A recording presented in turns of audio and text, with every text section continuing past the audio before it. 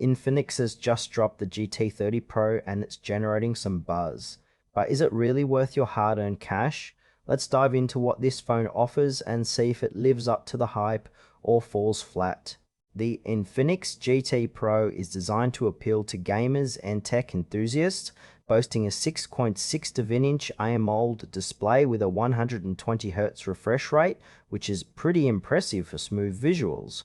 Under the hood, it packs a MediaTek Dimensity AT24 processor, promising fast performance for gaming and multitasking. The camera setup includes a 108MP main sensor, which sounds great on paper, but how well it performs in real life remains to be seen. The user interface is based on Android, customized with Infinix's XOS, which can be a mixed bag. Some users love the features, while others find it a bit cluttered.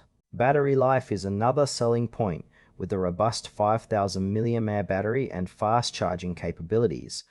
However, the overall build quality and feel of the device can feel less premium compared to competitors. So while it checks some boxes, there are definitely areas where clarity and refinement are needed.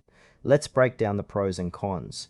On the upside, the GT30 Pro has a stunning display and solid performance, especially for gaming. The camera's high megapixel count is a nice touch for photography enthusiasts too. However, there are some drawbacks. The software might not appeal to everyone, and some users report a lack of optimization in certain areas. Plus, while the battery life is decent, the overall build quality doesn't quite match what you'd expect from a flagship phone. For those who prioritize gaming, this phone might be a good fit, but if you're looking for a top-tier camera experience or a premium feel, you might want to explore other options. In conclusion, the Infinix GT Pro has its strengths, particularly in gaming and display quality. It's worth considering if those are your priorities. However, if you're after a more refined user experience or premium build, you might want to look elsewhere. It's a decent option, but not without its quirks.